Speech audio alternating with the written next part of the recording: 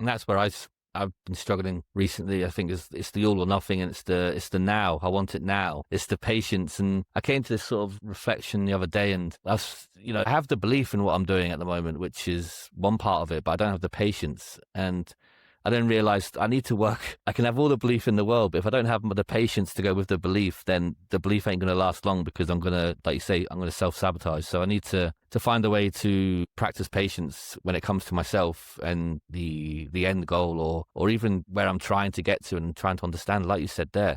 If you're not going to do something consistently for a certain amount of time, then most likely it's not going to happen. It's consistency that's key, which is so cliche, but it's a cliche for a reason.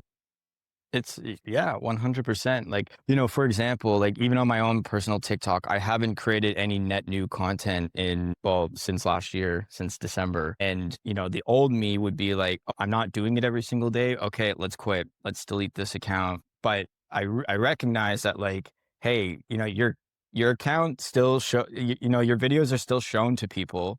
Like, it's still working in the background while I'm resetting. Don't sabotage this, because like Hmm. there's tons of people, like when you look at the comments, or when you have people message you that are like saying, "Hey, this is really resonated with me." I don't think it's within you. I think now, looking at it, because this content means a lot to me, because it's all based off of my like real life experience. When people message me saying like that it's had an impact in some sort of way, if I deleted it, then I'm kind of like doing myself a disservice, because Hmm. like while I'm taking a break, the content's still getting put out, and it's like resonating with people, and it's helping people. So yeah, it doesn't have to be this all or nothing. Everyday new stuff. Yeah, putting unnecessary pressure on yourself.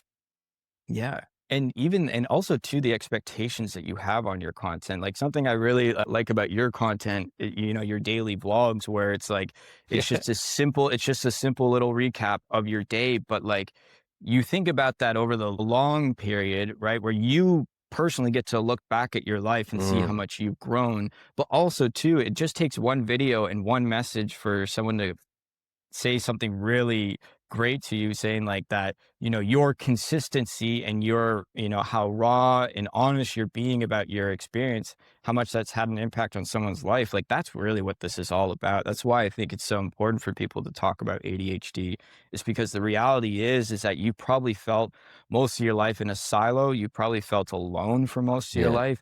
And now you have people that are like talking outwardly about their experience, how difficult it is, not like making it seem like it's this like squirrely mental illness, which is something that really drove me nuts about like ADHD TikTok previously. It's just like there's so many people that just make it seem like we're idiots, and Yeah. that like we're squirrely, and I just couldn't resonate with anyone that Hmm. was like that. And I wanted to like put my own spin, because I'm just a normal guy that's trying to navigate my life, and I don't want it to be any weirder. It's not weird. It's like Yeah. it's a real struggle, and it impacts every part of my life. So when like people like ourselves, where we're talking about just in a like a really open, raw, honest way, and it's literally just us pressing a record button, talking Hmm. about what's going on that day.